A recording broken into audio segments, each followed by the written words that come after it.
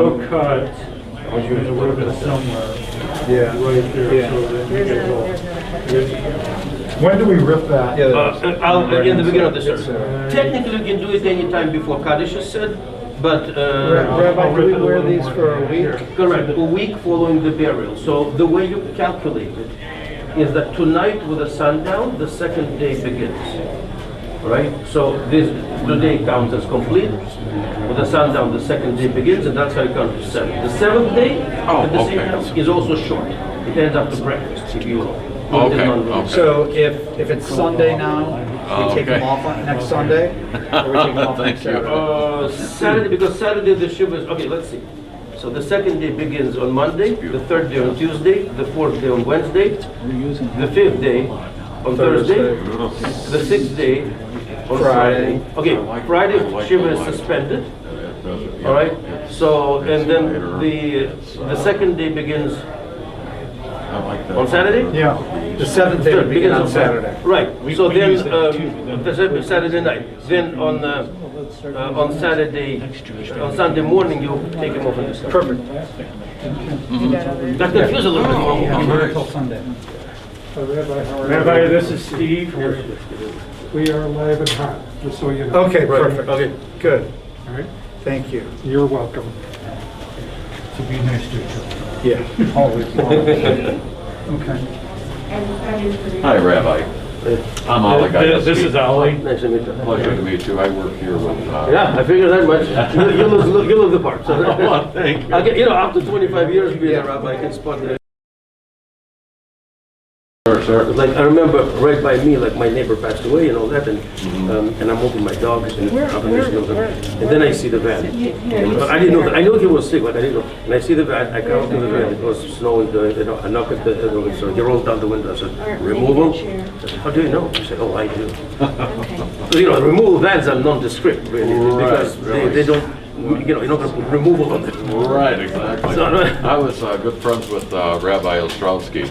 We're Rabbi Ostrovsky, Is my wife and I. Oh, okay. Is that rabbi who was down here? Yes. Yeah. Okay, yeah. So Yeah, that's for why I many don't know. years. So Ostrovsky married us. Is he still around?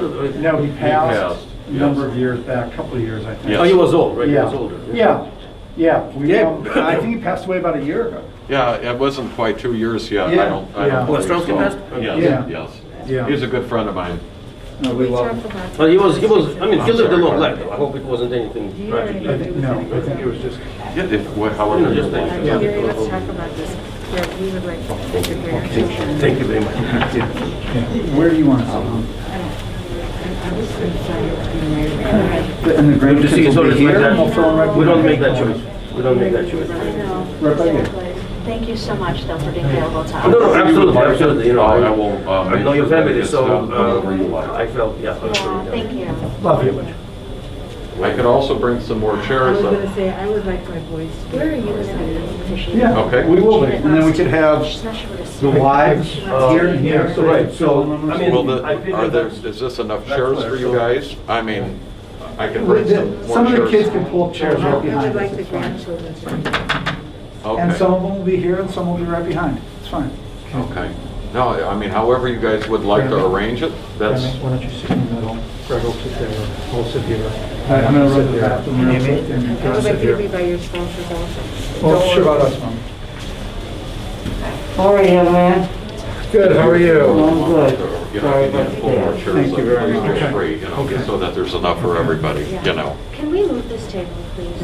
Absolutely, sure. Okay, at the end. Oh, please. I wanted to. Oh, yeah, we should do the apple. I'm just gonna say. Yeah, leave that there. Thank There, you. okay. Well, you have a lot of stories to tell. Oh, God, yes. Yeah. You know, I recognize this guy. So sorry. Do you want me to put another chair in I there? recognize Yeah, this guy. if there's one that can slide in. yeah. Absolutely. You You know, when I heard. got an extra chair up there so that everybody can sit close. Yeah, yeah, guys. If people live in the same household, You know, this they're is okay. Dad's Right, first right. ever in his whole life. It's good to see you. Hello. How are you? How are you? Okay. Yes. Two more? Sure. Yeah, you were partners in crime. Absolutely. Yeah, that's about right. That's Yeah. about it. Yeah. There will be four speakers, so I. Yes. I'm gonna leave that. Yeah, I appreciate that, thank you. No Carol? Carol? live on the other end of Elmwood Drive. Their youngest son was graduated with Greg and I, and it's funny when I was talking to somebody at the. I just want to make sure everybody's happy. Because since 4 people will be speaking in the service, I have to be somewhere. All right.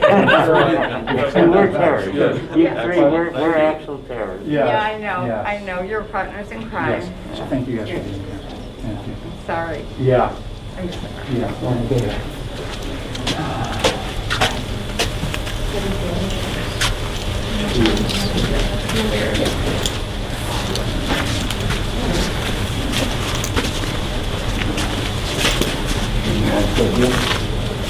Excuse me. I'm going to put one more chair for you guys so that everybody can sit together, okay? Thank you. Oh, you're welcome. Make sure you turn. I did, yeah. Phone's off. 10, 11, 11. Yeah, that's fine. I know.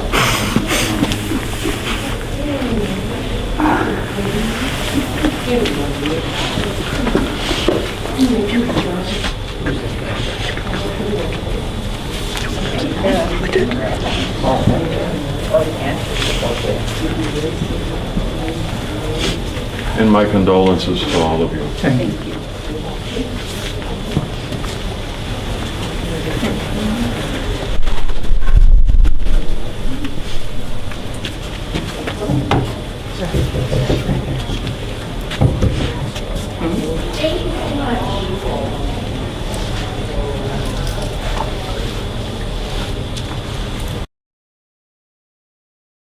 Indiana roots. Yeah. I don't know, for some reason I just totally got lost in my mind. I knew you were from the North Shore. Yeah. The third floor of my show. Well, I know that, Yeah. and you live in the North Shore, that's how we Yeah. get. Yeah.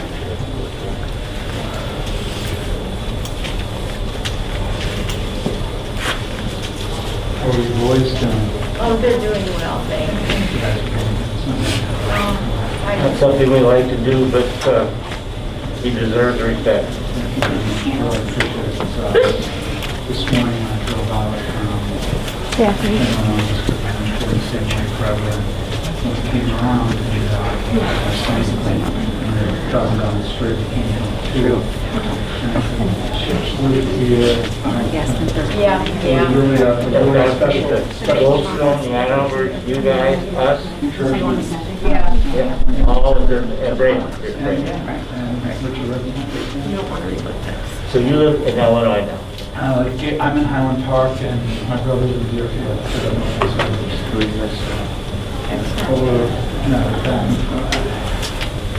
my dad and mom, the boys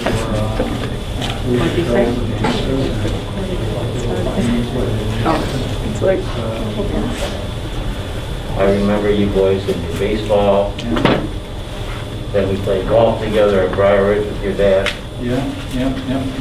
All things was, I hope Yeah. you still do.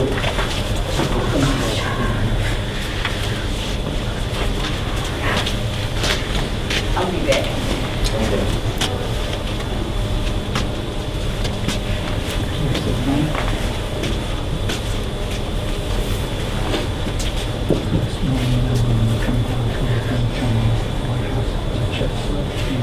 Dr. and Mrs. Chip. Yes, there's one.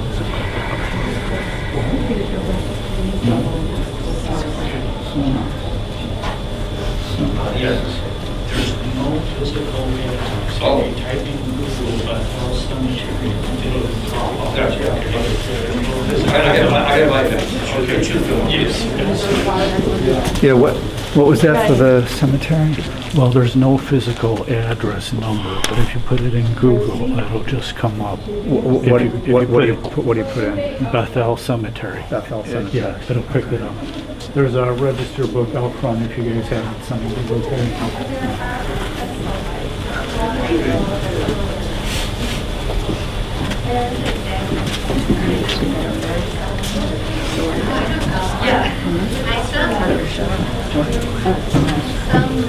Bruce, thank you for being here. son lived in Stockport and Really appreciate it. Yeah. Mercy, right there. So, Yeah, guys? nice place. Yeah. Let's, Right maybe, here. Those are our three. maybe the kids. They told No, us. Oh, they brought more chairs, okay. Yeah. My orders were to sit Maybe here. put- Although I'm flexible, if you want me to pack one, I'll do it.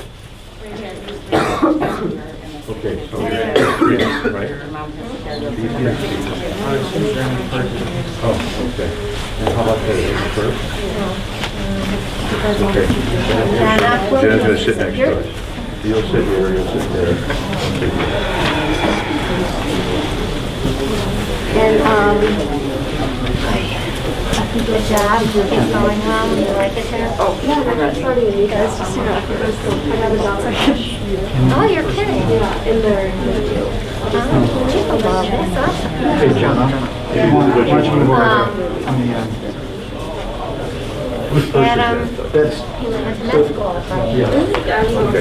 He probably knows, I mean, well, you know, I think he's right out of med school, but he's like 38, so. Is someone's birthday? No, it's fine, this is here.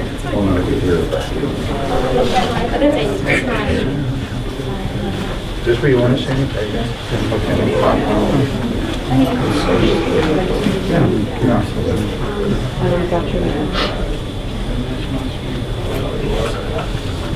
It's nice that we're separated, but. Oh, it's copper, I guess.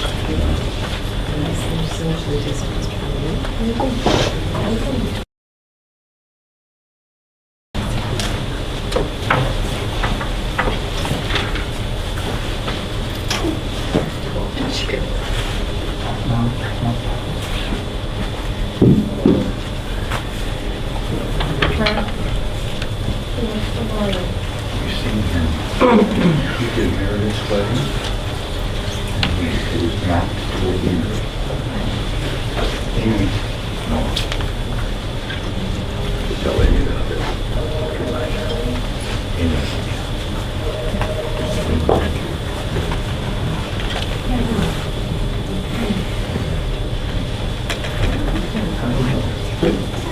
Oh, it's cold.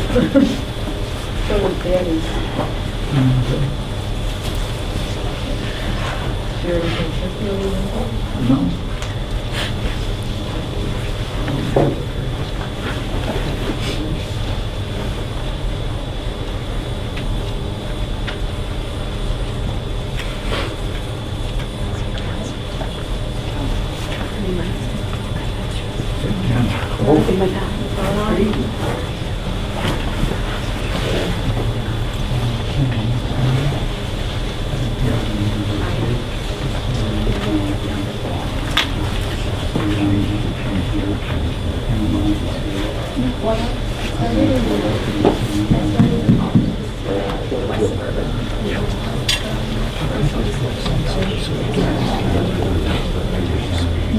I can go, because with my voice, I'm like, looking to need it.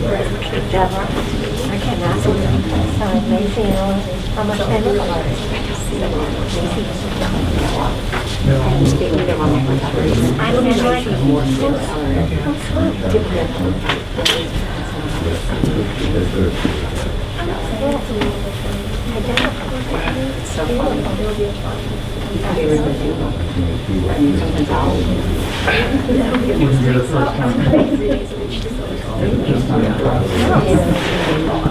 It's like all of a sudden you see these kids that they're not seeing them before.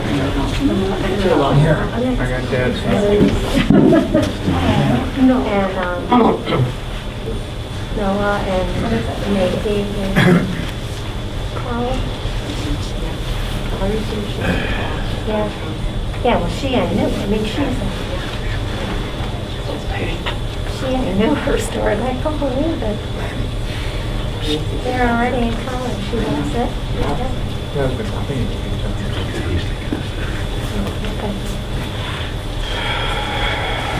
Okay.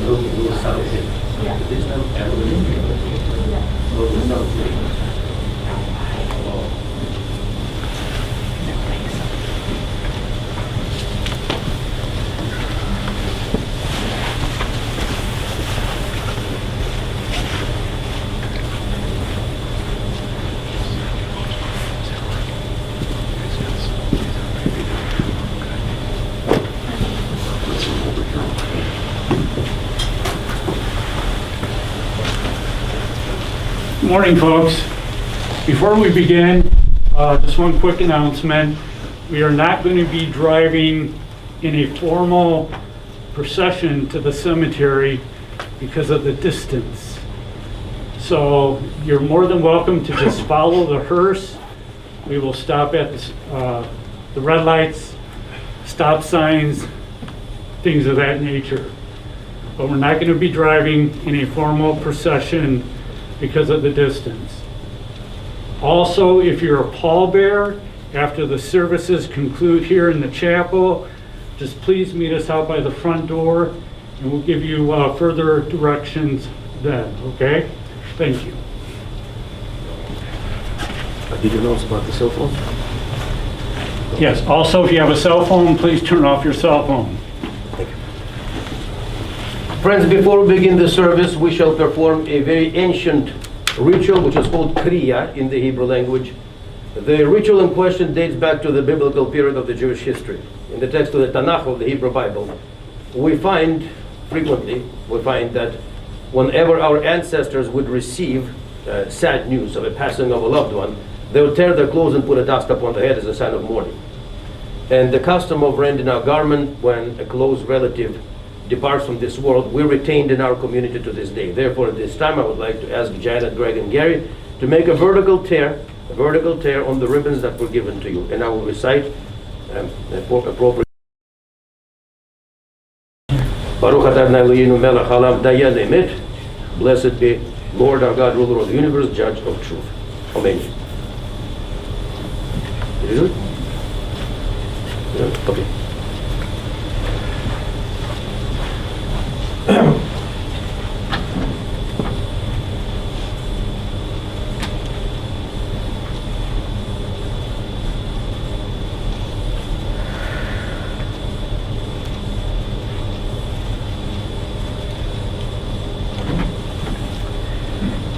A long time ago, to be more precise, more than 25 years ago, when I was still a young man studying at the Rabbinical Academy, I had a teacher who was a fascinating individual. First of all, he lived a long life. He lived to be almost 100 years old, passed away a couple of weeks shy of that. But more importantly, he was a very prominent scholar. Dr. Jacob Rader Marcus was his name. He wrote the first book on the history of the American Jewry. In other words, he single-handedly founded the entire field of the historical studies. I was the last class he taught. I was 98 and a half years of age at the time. Very sharp, very sharp. And one time, we were discussing funerals. Dr. Marcus told me something that astonished me at first. But then I realized how true his words were. But this is what he said to me. He was from West Virginia, hence peculiar accent. He said, Michael, you better remember, 5 minutes. 5 minutes. That'll be enough to say everything important about anybody. Like many young people, I perceived death rather dramatically, so I was very surprised by those words. But when I started practicing the rabbinics, I realized that he was right. 5 years after that conversation, I was already up here in the Chicagoland, in Skokie, to be more specific. I was sitting in the house of the family that lost their father, 2 sons, and I quoted my teacher to one of the sons. So the son said, but Rabbi, this is very sad. I said, what's so sad about it? He said, the entire human life in 5 minutes. And then I replied without even thinking, it just came out by itself. I said, well then, what good is a book if you cannot tell me in 5 minutes what the book is about? You read the book, you finish reading the book, you tell me what it's about. 5 minutes. Life is a book. Like any book, it has the beginning. Like any book, it has the ending. That's the reality of it. And we'll gather here to honor Larry. Not only do we share each other's pain, we do. Not only we're to support one another, to grieve, to mourn. Yes, of course. But more importantly, we're here to reflect on the book that Larry is leaving behind. As legacy, as our inheritance. And that is not the reason for sadness. That is the reason for pride. The reason for joy. Why? Because Larry was a mensch. He lived like a mensch. He lived the way one is supposed to live. He has accomplished his mission in this world. So his book is wonderful. And that is why in grief there are two sides. One Hasidic rabbi said, when one mourns, one must be like a child, crying and laughing at the same time. The reasons for crying need no explanation. But the reasons for celebration, well, here they are. And with the passage of time, the pain of loss will subside, it's normal. The tears of sorrow will dry out, it's life. But the book, Larry's book, it will always be here. It will remain with us. As a fond memory, and as an example and inspiration to the younger generations of the family. Now, how do we write that book? Because we all write our own. 3,000 years ago, King Solomon, or at least that is what our tradition tells us, wrote a book called Kohelet. In English it's called Ecclesiastes, which doesn't explain much. It's a Greek word, means the one who preaches in the gathering. This is a very strange book. Many rabbis even questioned why was it included in the Hebrew Bible. But the fact is it was. So chapter 3 opens with a very famous, very well-known statement which you will recognize even if you never. A time for every experience under the heaven, a time to be born and a time to die. Then Solomon proceeds to highlight contrast and experiences in life.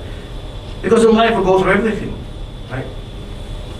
Good and bad, joy and sorrow, it's life. So what does that mean? It means that it is a duty of every person to make every experience count, be it a good one or a bad one. This is how we write the book. Each experience, each event in our life is a chapter. It is up to us how to write that. It has to be significant. We have to make it count. This is how we write our books. The words of King Solomon. Lahol zman v'et lahol hefes tachad hashamayim. Et laredet v'et lamut. Et ladat v'et lakornov tuah. Et lifrotz v'et limnod. Et lifkot v'et lischok. Et tzvot v'et rekod. Et להשליך אבנים ואת כנוס אבנים, את לגבות ואת לרחוק מהם, את לבקש ואת לאבד, את לשמור ואת להשליך, את לקרוא ואת לתפור, את לחשות ואת לדבר. For everything there is a season and a time for every experience under the heaven. A time to be born and a time to die. A time to plant and a time to uproot what is planted. A time to break down and a time to build up. A time to weep and a time to laugh. A time to mourn and a time to dance. A time to cast away stones and a time to gather stones together. A time to embrace and a time to refrain from embracing. A time to seek and a time to lose. A time to keep and a time to discard. A time to rend and a time to sow. A time to keep silent and a time to speak. It is a time to speak. It is a time to remember our dear Larry. It is a time to reflect on Larry's book. And it is a time to rejoice in the beauty and the meaningfulness of that book. Now, I already said 5 minutes. These are my 5 minutes, but then there will be 4 more people with 5 minutes each. Well, no, they'll speak as long as they feel is appropriate. Now, Larry has a background that is truly interesting because the small town Jewish communities are very different from the Jewish communities of large metropolitan areas. They're smaller. The members of those communities are usually engaged in business, small to medium business, and Larry's family was no exception. And they're much tighter. They're much stronger. He was born in East Chicago, Indiana, then lived in Merrillville, graduate of St. John's Military Academy, where, as I'm told, you played football and baseball, both of those, huh? Then of course came the Indiana Classic. He went to Indiana University in Bloomington. I've been to that campus once. I told you that story when we talked earlier on. I'm not going to repeat that story here because it's not repeatable in this setting. It's a fun place, I can tell you that. Right. So then, what's important And again, he studied business, of course, he majored in business. But what's important is that, as I said, Larry's family had their own business called Shutan's Children's Clothing. And he came home and he engaged in running that business, running that store. Later on, he worked for a clothing company. Now, here's the important part. This is the reason I'm talking about all those landmarks of Larry's life. He was a phenomenal salesman. Now, why was he a phenomenal salesman? I already explained that in the very beginning of my remarks, because he was a match. Here's the thing. To do sales, if any of you ever have been in that field, to do sales, you cannot fully learn that. You can take as many courses as you like, you can read as many books as you like in psychology and how to make friends, and it's not going to help. You have to have a gift. Psychologists teach us that when we meet somebody on like this totally unconscious level, subconscious level, within 15 to 20 seconds we make up our mind about the person. When I walk into the store, or the salesman knocks at my door, in Larry's case it was the latter, he was a traveling salesman, you know, put on a lot of miles. So within 20 seconds I know what I'm going to buy from this guy. So in order to be successful in those, and he has been, this has been his career, you have to have that gift to make people feel good, to make them feel positive. Larry was that kind of guy. That's why. That's what defines a mensch. Why? Because again, he was friendly. He loved people genuinely. He had a wonderful sense of humor. He loved jokes. And let me stress this: jokes are not a joking matter. Jokes are very important in life. Now, seriously, if I tell someone a joke and they laugh, I elevate their spirit. I make their day. Jokes have humor has a tremendous therapeutical value. Laughter has a tremendous healing power. Sometimes we go, it's levity. No, it's not levity. It's helpful. So those things are important. Larry had a great sense of humor. He loved jokes. Loved to make people laugh. Now, in spite of a very successful career, Larry knew what really does matter. His number one on his priority list, was mishpucha, was the family. And let me mention this again. As a salesman in that field, you don't work 9 to 5. You work as much as you must, because your income depends on how well you make sales. He was home every night, came home every night, he hurried home every night. Because that is where he wanted to be. All his hard work, and it was a hard work, but only one purpose: to make sure that family is all right, that all is well, and he has succeeded in that part of his mission as well. I'll return to the family topic in just a few moments, but I also would like to highlight some fun aspects of Larry's life and personality, because, listen, he was a mensch. Like, every mensch knows how to have a good time. And Larry had his passions. In this one, I'm sure they will be highlighted a little bit later on, but one thing, probably the first thing I have to mention is cars. That was big. That was big. He loved driving, he loved cars. Again, I guess in that respect, he was as American as one can be in his passion for the cars. He even owned the absolute American classic, basically the quintessential American vehicle, Model A, Ford Model A. It was 1931 model. He sold it. I'm told he sold it, what, 7 years ago? And it was all original. All the parts were original. He did not rebuild anything. I mean, that's crazy. But impressive all the same. So he truly was a genuine, a wonderful car enthusiast. He loved sports, and even though Larry hails from Indiana, due to the proximity of Chicago, he supported Chicago teams. Of course, the Bears. He loved the Bears. painful affair it is, but all the same. You love the White Sox. You love the White Sox, and thankfully, early this century, the ever-suffering baseball fans of Chicago finally saw their teams win the World Series, right? Was it 05 they won? 05, I think. 05, yeah. And last but not least, I'll be remiss if I didn't mention that, Indiana University basketball. That was huge. So yes, he supported the Chicago team when it came to college sports. Oh no, Indiana. Well, his home state, Indiana. He enjoyed golf. He enjoyed playing golf, but it was a little bit later in his life because first he had to finish the baseball experiences with his boys, which was very important to him. And they'll talk, they'll tell us about that themselves. And amazingly enough, I mean, in 25 years of being a rabbi, even more, I never heard this word said about a man. He loved needle pointing. I don't know how to explain that, but hey, it worked. No, I was told there was a quitting to smoke was a story, something like that, right? Yeah, yes.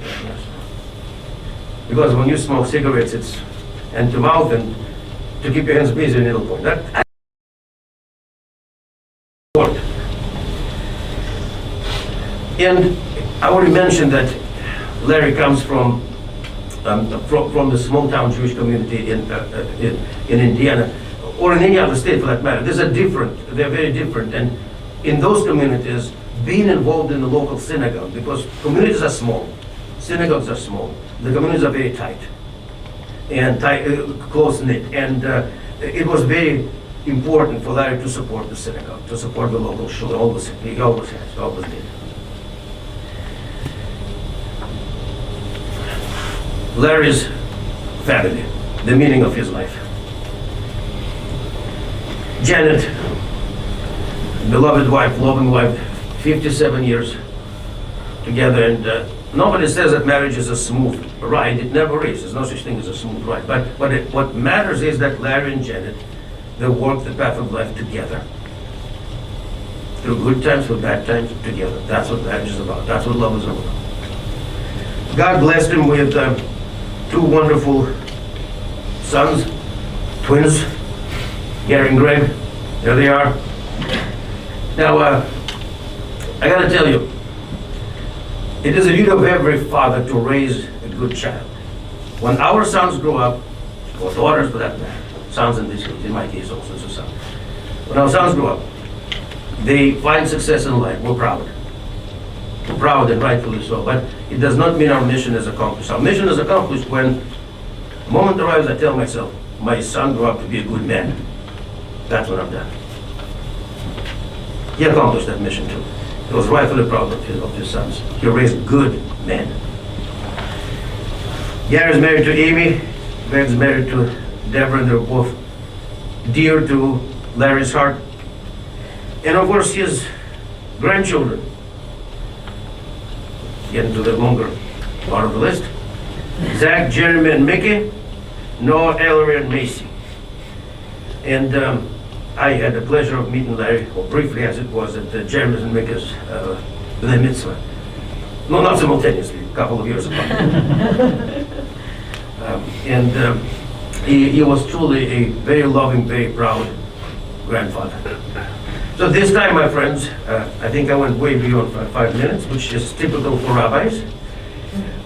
We will continue to reflect on Larry's book, on his legacy, through thoughts and reminiscences of his loved ones. And first, I would like to invite Gary to share his thoughts about Larry.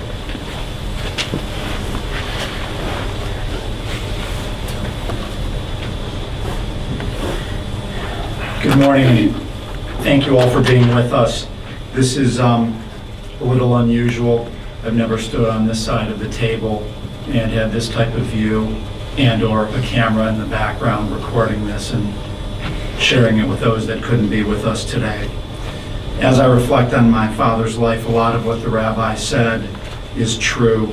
A lot of people sitting here or watching today knew my father, have their stories. It's been a horrible week but with the stories, the friends that have shared, their life stories with Larry, the impact he had on their lives, those stories have made this week, more bearable to remember the people that he touched along the way. And I would tell you to please keep sending those stories, those texts, Facebook. It's been great to see all the people reaching out and reminding us of some of those stories that are long forgotten. I'll cover some of those today. Obviously, I have an identical twin. For those of you who know us, we are extremely identical. We shared the same experiences growing up. So I asked Greg to send me his speech because my concern was 90% of it was going to be identical. We have a lot of the same stories. We have a lot of the same friends. So some of the things that I'm going to skip over in mine, Greg will cover. If I get too emotional and can't finish, doesn't work, doesn't matter. Greg's just going to pick up where I left off and continue telling the story.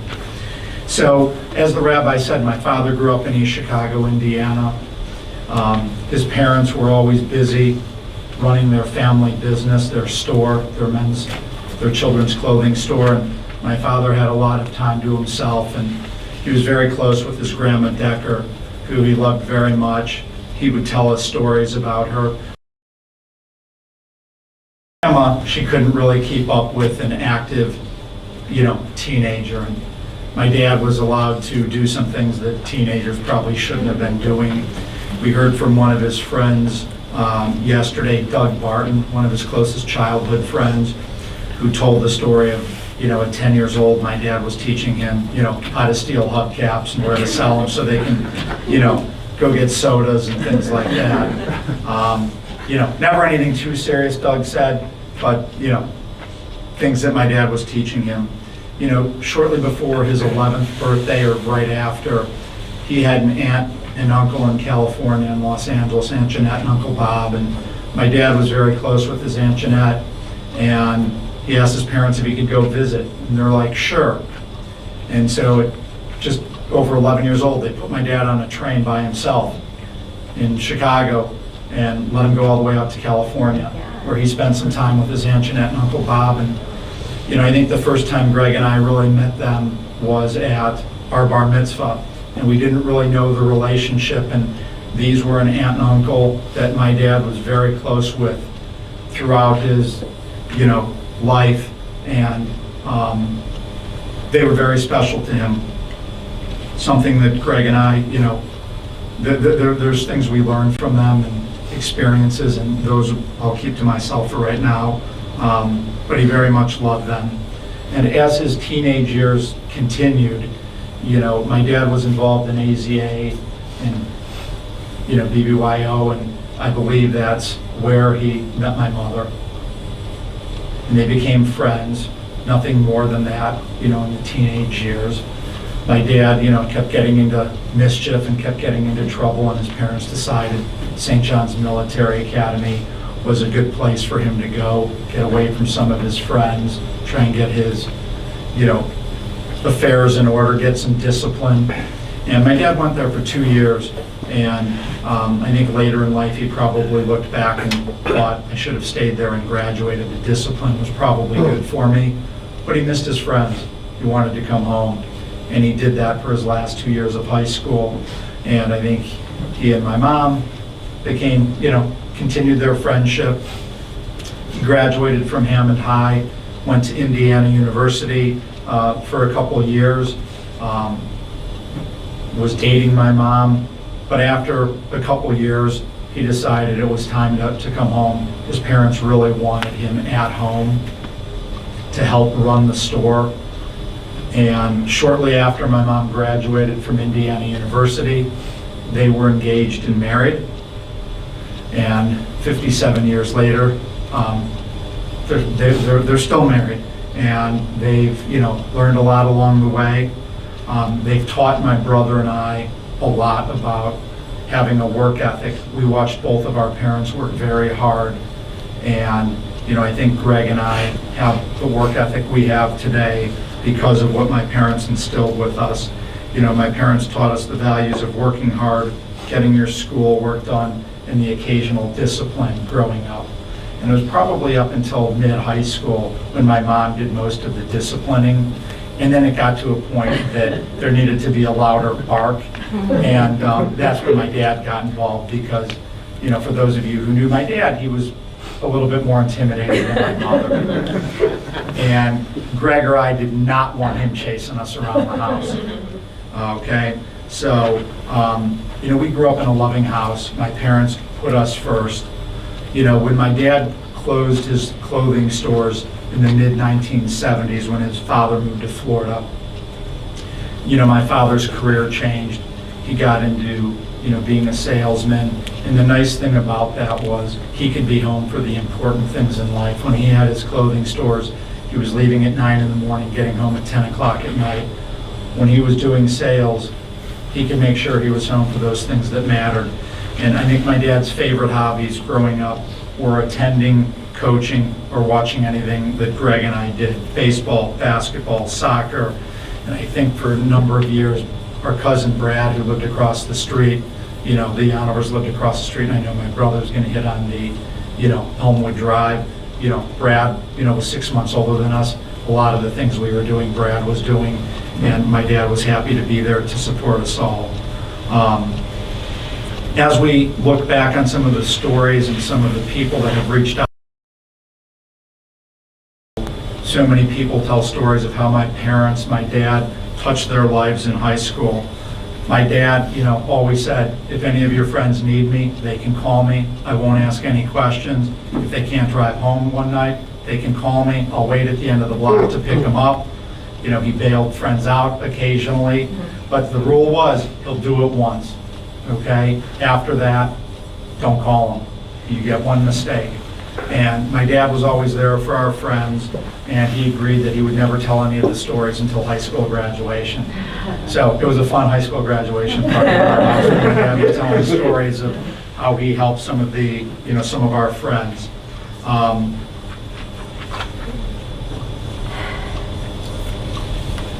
Greg and I both played basketball, baseball, and soccer. We were very serious about baseball. And that was one thing that my dad never missed. If there's a high school game, a Legion game, my dad was there. I think he missed one game in the 4 years that I can remember. It was a pretty important game, but otherwise he was there. Every year, Greg and I were on the same teams. I think there was 1 year in high school basketball where we weren't on the same team. Didn't matter. My dad made it to both games. When we graduated high school, there was a void.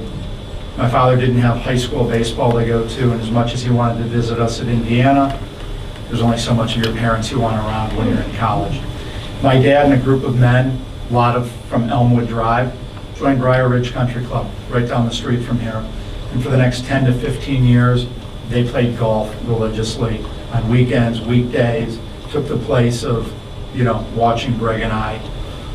When we graduated from IU, a group of us joined them at Briar Ridge, played golf well into our 20s there. As this group of men started having their children get married and have kids, their hobbies changed. The golf became less, the grandkids became more important. All of Papa's grandchildren are sitting here. He loved you guys.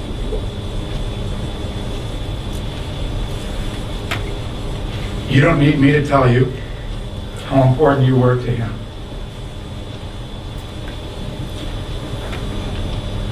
Zach and Mickey. It was all about baseball.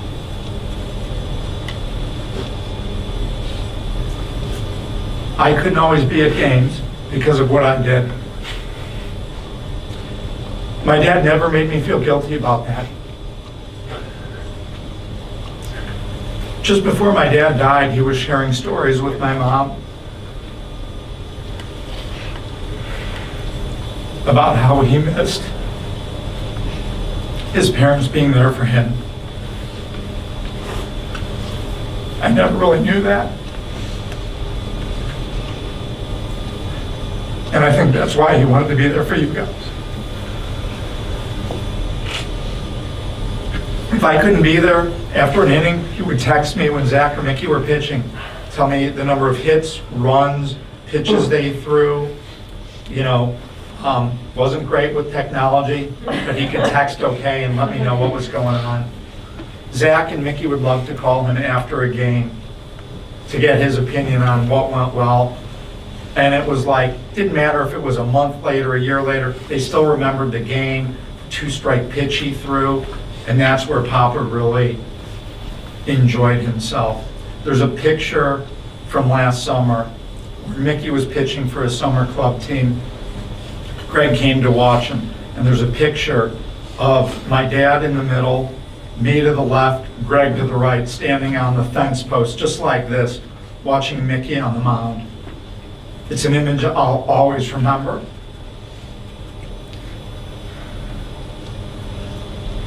I think it's where my dad was really at peace and could really relax. It was a game he loved, and he was watching his grandkids. Mickey, I will be at all your games this year. Jeremy discovered at an early age, and it was right after Zach hit him in the head with a baseball, that baseball really wasn't his calling. And as much fun as it was, Jeremy decided that it was going to be something else, be it theater, be it cars, and that he and Papa loved to do together. Whether it was going to Tyson Motors to look at different cars in the lot, Papa liked getting cars a lot, Jeremy would love to go along. There's a picture in my parents' house, a picture in Jeremy's bedroom, of Jeremy standing on the running board with my father driving the Model A. I think it was a 4th of July weekend, probably the last time my dad drove the car. And I only wish Jeremy would have had an opportunity to drive that car. I think Jeremy gets Car and Driver magazine delivered to the house. I think that was something Papa ordered for you a number of years ago. And I know you guys have enjoyed that. My father had an uncanny sense of direction. He could get in a car and, this was before there was GPS. He's like, okay, I have a general idea of where I'm going. Didn't need to ask directions. He found his way to the baseball fields, usually before the kids did. And I think that's something that Jeremy is, following in that footsteps. When we go places and take a second car, Jeremy's always the one to say, I'll drive. And his brothers are perfectly fine letting him do that. So Jeremy, I think that's something that you got from Papa. As we have grown up and watched our children get older, Papa was so proud of everything you did. Zach graduating college, getting a job, passing the CPA exam in a short amount of time. Papa was so proud of you. And hearing stories from our friends, it was always about Greg and I. It was always about our wives, my mother, and, the Yanovers. They grew up across the street. They were like brothers, not cousins. My dad couldn't have been prouder of the family and the Elmwood Drive contingency. I don't know how I'm doing against the 5 minutes, but I'm almost done. 5 minutes is just about And, Dad, you will never be forgotten. Greg and I promise that we will take good care of Mom.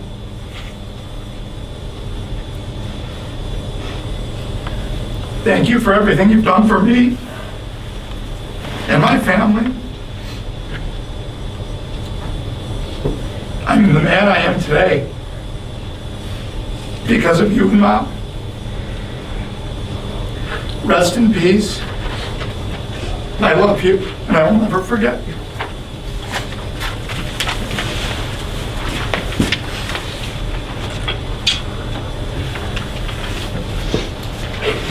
Thank you, Gary, and at this time Greg will share his thoughts.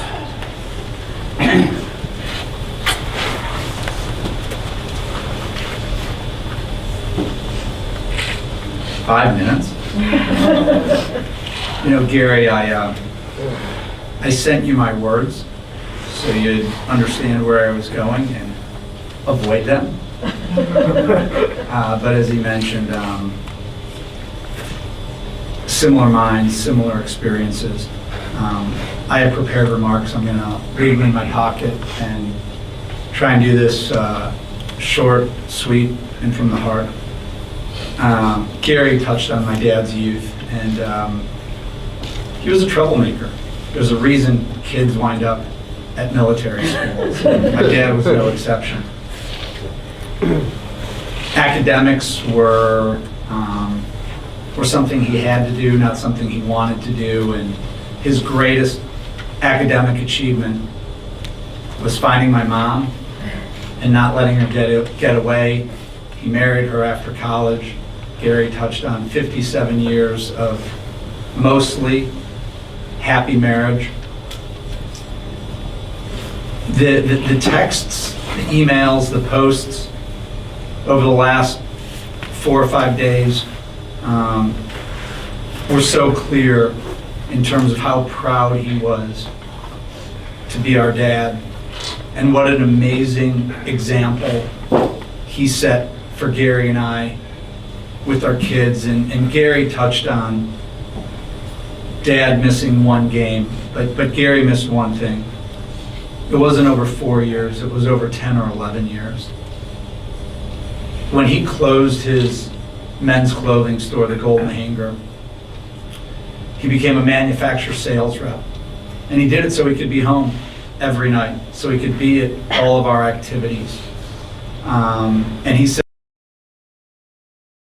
as we had 6 grandkids, he had 6 grandkids who played ball, they danced, they were in choir and theater, a season or two of field hockey, and the 60 miles in rain, sleet, snow didn't slow him down.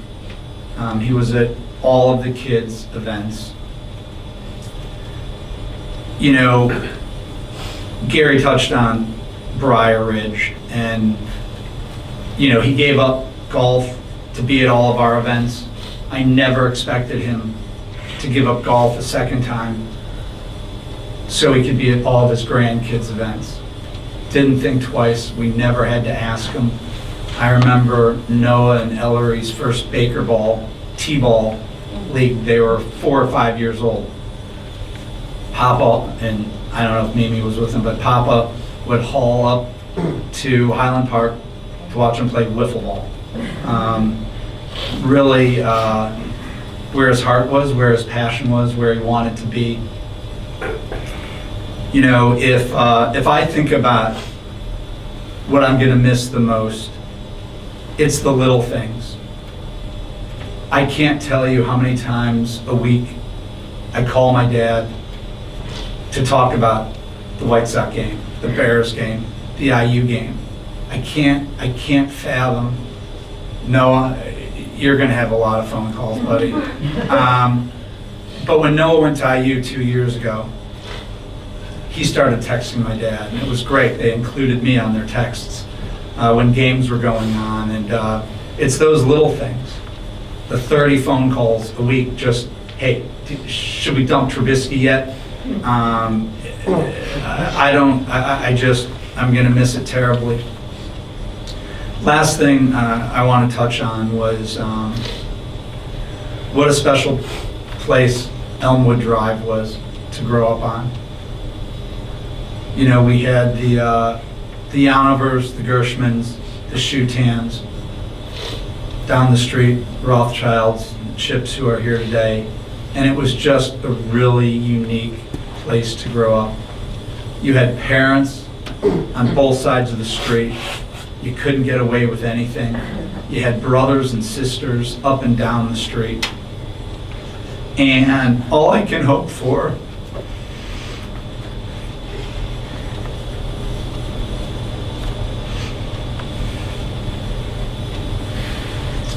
is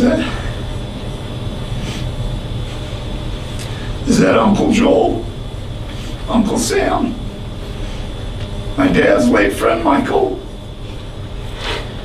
we're all waiting for him. I'm guessing they're on the front 9 right now. Sox is walking alongside with them. And I know they're here with us. Dad, thank you for the great example. As Gary mentioned, we're going to take really good care of Mom. I love you.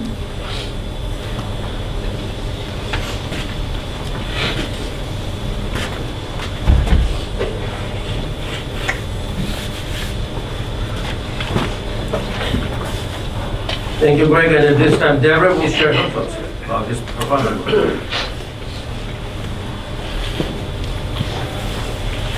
Okay, so I'm not going to keep my notes in my pocket. I'm going to stick to the script. I'm going to talk to you about my Larry Shutan, the Papa Shu who is adored by his daughters-in-law. As he would say, we're the better halves. You have to understand, Amy and I were the first girls to really invade his testosterone-filled world. He had 2 sons and 3 nephews, so other than the Elmwood Drive friends who are like family, we were an entirely new adventure for Larry. I vividly remember the very first time that I met the Shutans. It was the 4th of July, and I arrived at their house before Larry and Gary, not Gary, you weren't there, before Larry and Greg finished playing golf. I was greeted at the doorway by this beautiful woman with her sparkly blue-green eyes, perfectly bronzed skin, and annoyingly thin legs. She was so friendly and warm, and immediately she put me at ease, and I had to nod. Then Big Lair arrived home. He was a large guy, smelled of cigar from the golf course, and not the most talkative. I was nervous, but after a matter of just a few minutes, I was completely charmed by him. He had that youthful twinkle in his eye and mischievous, crooked smile. He welcomed me into his family and immediately into his heart. From that moment when I entered 9200 Elmwood Drive, I was introduced to Larry's ideal universe. The epicenter of that universe was the Shutan twins, as illustrated by the beloved scrapbooks that he immediately pulled out when I arrived. Greg and Gary's life and sports careers in news clippings and memorabilia filling pages of a book that was weathered from way too much use. Yet, as he retold me the play-by-play, he beamed as if he were experiencing it all for the very first time. I was certain that nothing would ever make him as happy as being with, or even talking about, Gary and Greg. But as I spent more time with Larry, I saw the romantic and dedicated husband who adored his precious Janet. Whether it was driving downtown to try a new restaurant she had seen on Check Please, schlepping to Northbrook to go to get the great meat from that meat market, or get deli trays from Highland Park, because deli and all food is so much better up north. Or driving hours to Shipshawana to walk around the Amish Antique Fair. I know, really, he just enjoyed being by your side. Even his last weeks of life, he drove Janet to do a dry run to show her 2 blocks away where she would have to go and park for her COVID vaccine. He would do anything just to make her feel comfortable and secure. Larry also, he was a romantic. He loved to buy her the perfect gifts, and he would really search for those. Jewelry, that absolutely perfect shearling coat from the designer store. It was always things that he hoped would make you feel special. I remember before Noah and Ellery's B'nai Mitzvah, the videographer interviewed the family for the montage. He couldn't get over how Janet and Larry looked at each other, and he kept saying how she giggled at all the funny things that Larry said. The videographer kept telling me that they were like a couple from the movies with a spark that warmed everyone around them. And then Zachary was born. Now, one thing I didn't mention previously was that Larry, as you've heard from others, could be a little rough around the edges sometimes. He was particular in restaurants and had no problem letting the staff know if he wasn't satisfied. Or there's some stories about doctors he didn't really like. I won't go into that part. However, the moment Larry became Papa, everything changed. His edges disappeared. He was transformed into a man who had so much joy in his life that absolutely nothing could bring him down. Or at least he was never going to let his children or grandchildren see him show signs of anything but happiness. I know there were many times when his health was a challenge. It must have been really painful and difficult to become so swollen with fluid or have his blood sugar so out of whack that he couldn't even keep his eyes open while watching a TV show. But he would quietly attend to his needs and assure us all that he was just fine. 2 years after Zach, Ellery and Noah were born. Now he got another set of twins and a girl, his Curly Sue. I'm certain his feet never again fully touched the ground. As he quickly became a papa of 6, he found ways to really, truly connect on an individual level with each of them.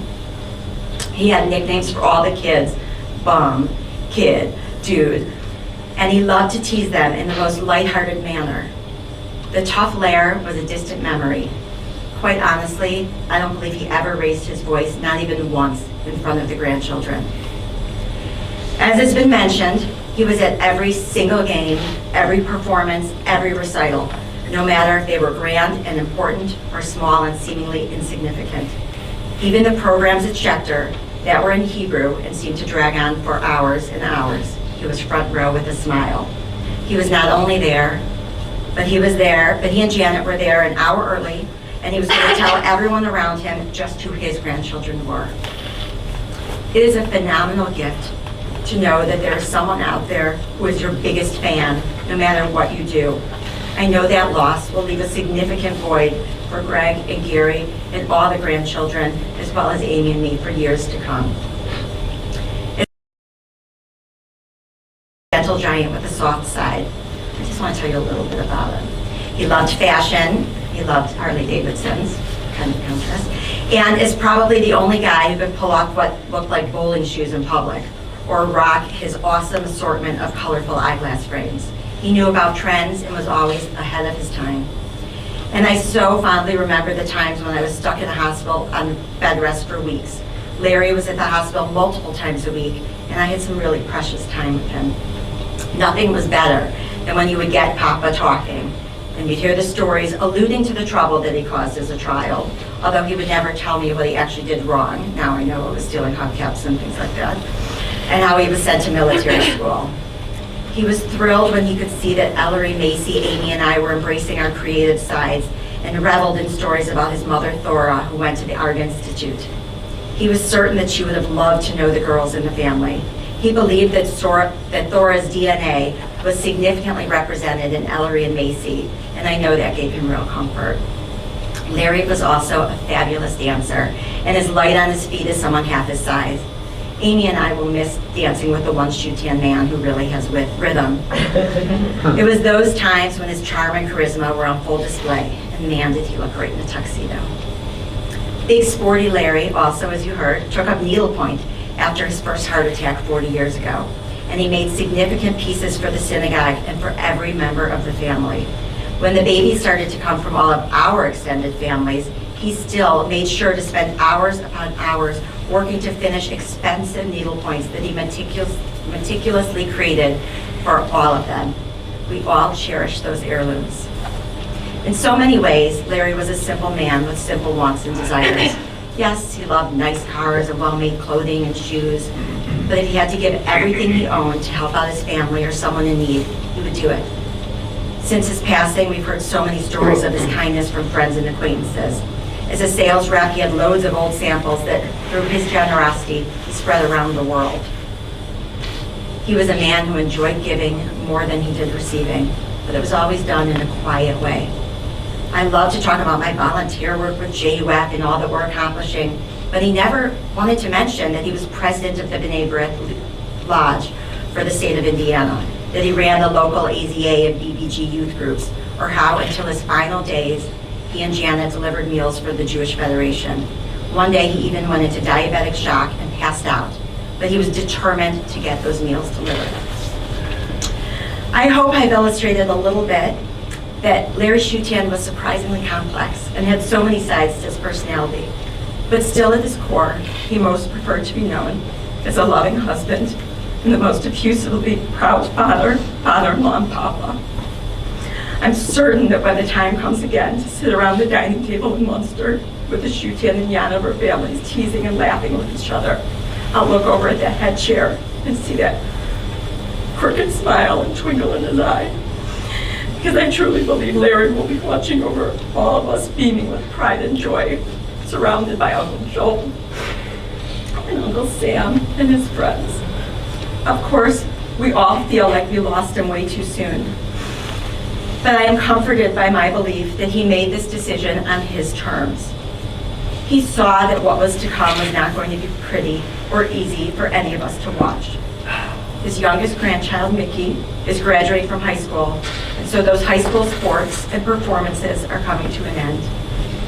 He had enjoyed everything he wanted during his 8 years. Great friends, terrific, as he would say. Children and grandchildren who were a light in his daily life, and a beautiful wife whose love sustained him for 57 years. Rest in peace, Papa. We miss you already.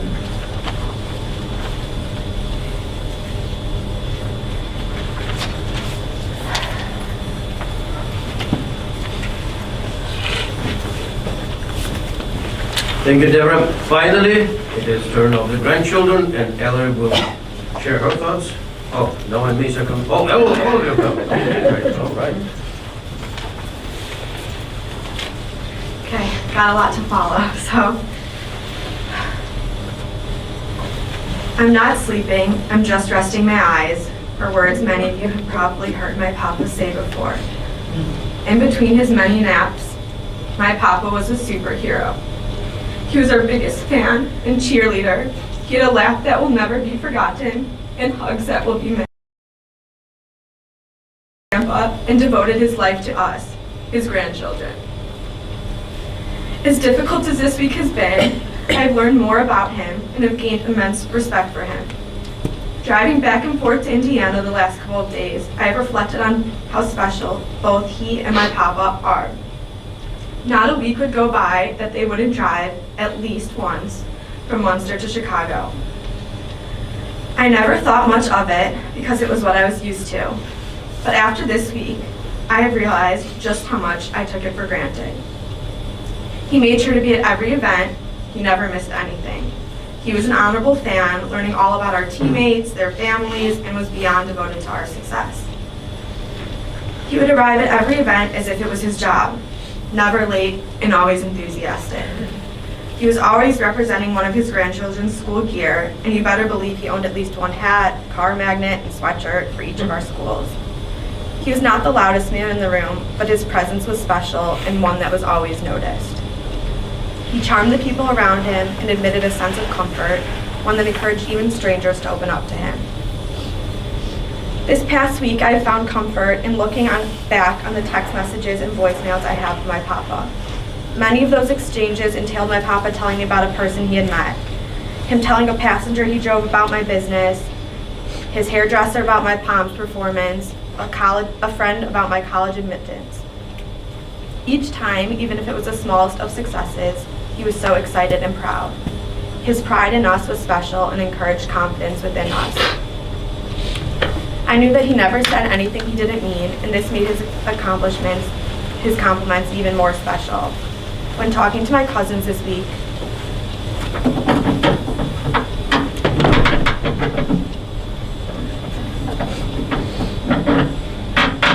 thank you. Is that good?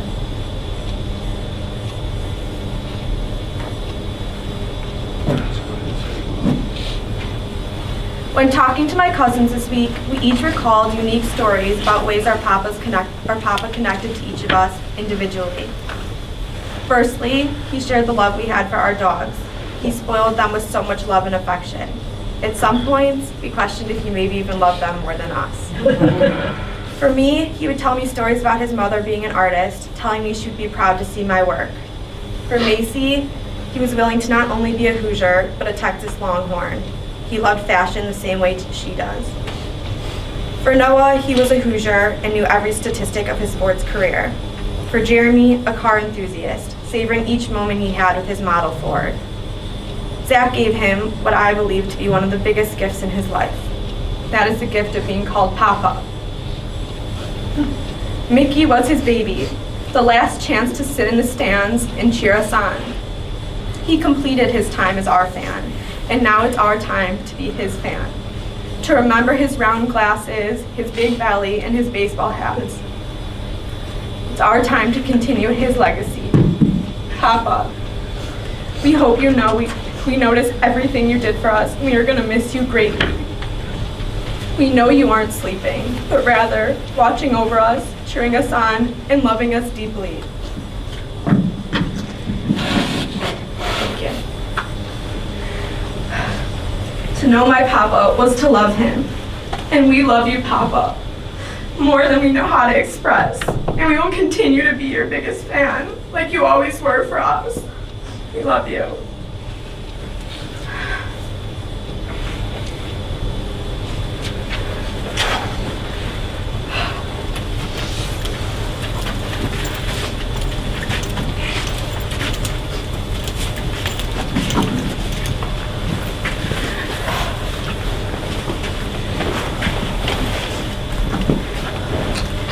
Let us honor Larry's memory with a moment of silence. Please rise and the memorial prayer will follow.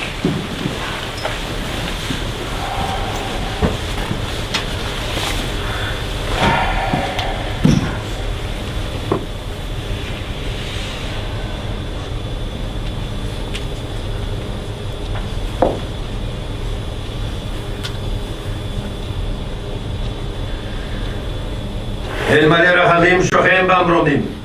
עמצמנו כאן אחרונה על כנפי השכינה. הבנות קדושים אותו עם כזער הרגיל מעזרים. את נשמת לארי שהלך לעולמו. בעל הרחמים יסתרהו בסתר כנפיו לעולמים. בצור החיים את נשמתו. על משכבו. ונאמר, אמן. God full of mercy, who dwells in the heights. Provide a sure rest upon the divine presence's wings, within the range of the holy, pure, and glorious, who shine and resemble the skies, to the soul of our beloved Larry. The Master of Mercy will protect him forever, and will bind his soul in the bond of everlasting life. That is his inheritance. May he rest in peace. Let us all sing. Amen.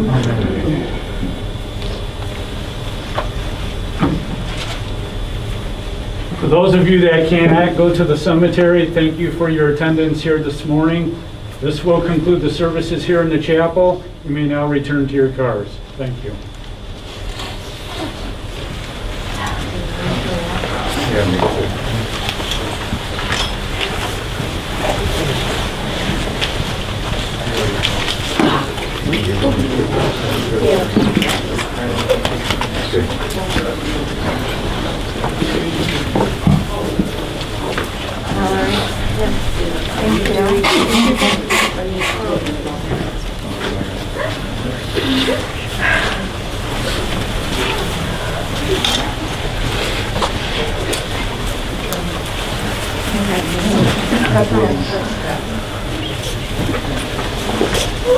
I love what you said.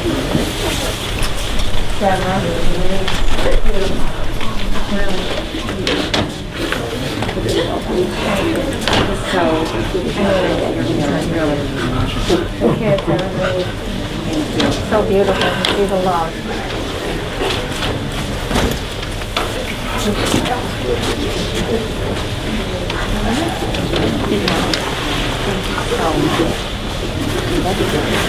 I know.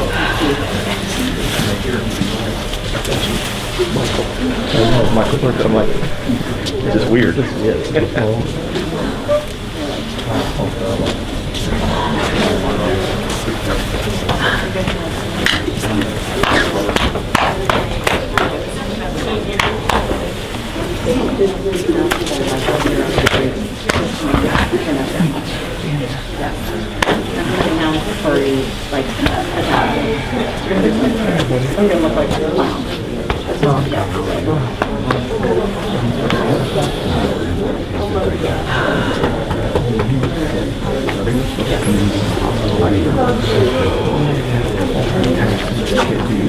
Catching up.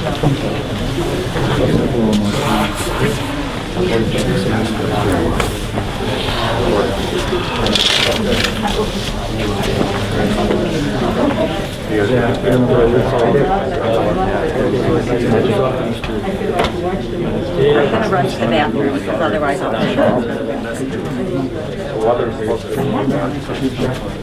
I don't know what the time to go is.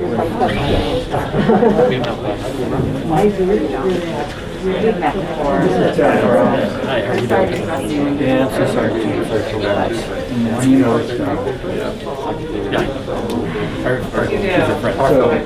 gonna run to the bathroom. Mike and Jeff, these are my daughters, Macy and Lori, two of my oldest friends. So nice to meet you. Baseball, basketball together, got in a little bit of trouble together, not like Papa, but. I think Poppin' 4 was the worst color. Yeah. Yeah. Yeah, lots of good memories. You know,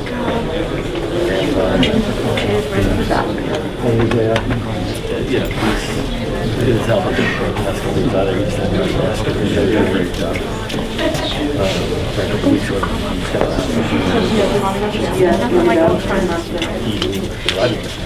Yeah, there's some over here.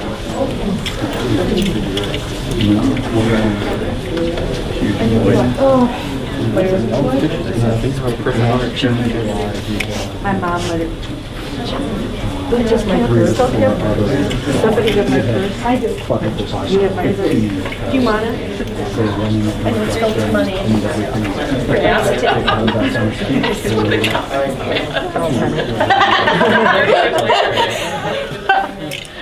Oh my God.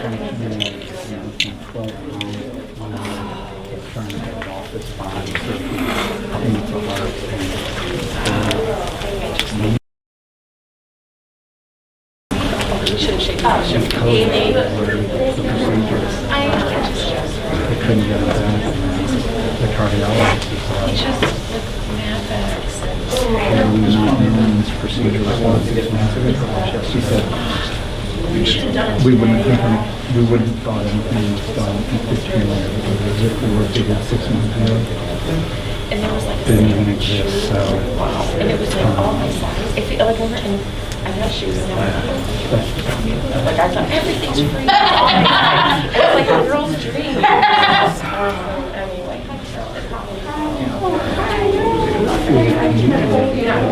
We're doing it. Yeah, sure.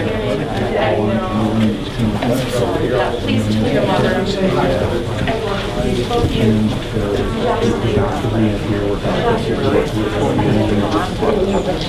Okay.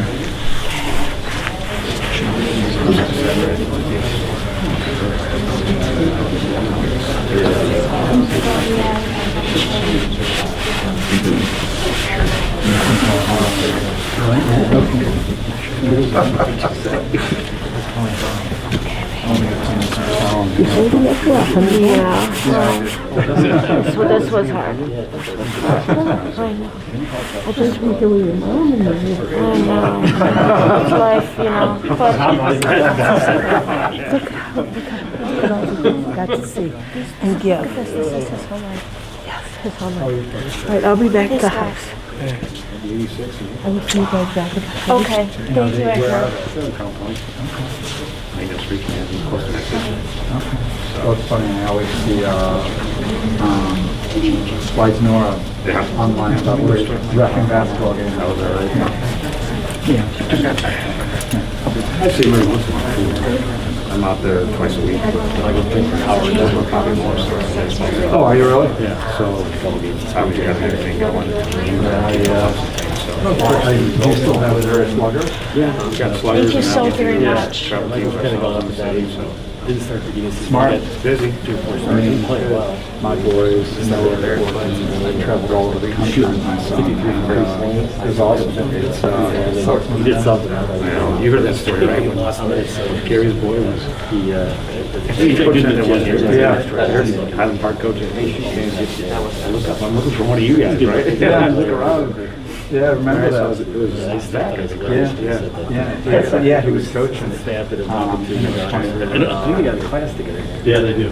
And I know it's changing. But it's tough. The tension and is tough because of the whole came up to him after the first day and said, With this on meet people. if you want any favor, Because he loved you people. need to send your dad over. And he, the fence in that's between the the hardest part houses. was he gets And I know, like the teachers and administrators. Oh, that's his right. vice principals. And he said, got a lot of movement, and he was done played for my nephew a few times. He throws harder than his cousin. Crazy how much it is. This sounds familiar. Yeah, if he doesn't have it this year, he might have it. Yeah, my dad loved it. That's what he wanted to do. It's just like calling That's your sister-in-law too? Yeah, my wife.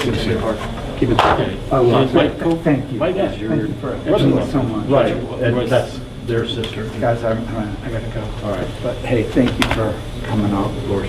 Thank you for coming out. This means so much. I'll be in touch. Yeah.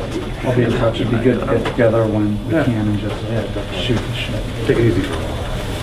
Thanks, guys. All right, good. Okay, will everybody Mike, bring them out to the front here? The pallbearers just stand by the front door. Yeah. And actually, Your pallbearer just stand by the front door there. grab our coats first. Michael had it. Yeah. My coats. Well, Michael went to school with Henry. So they went to Goddard together. And they used to hang out, and then he came over with some guys yesterday. You know, they went to a party.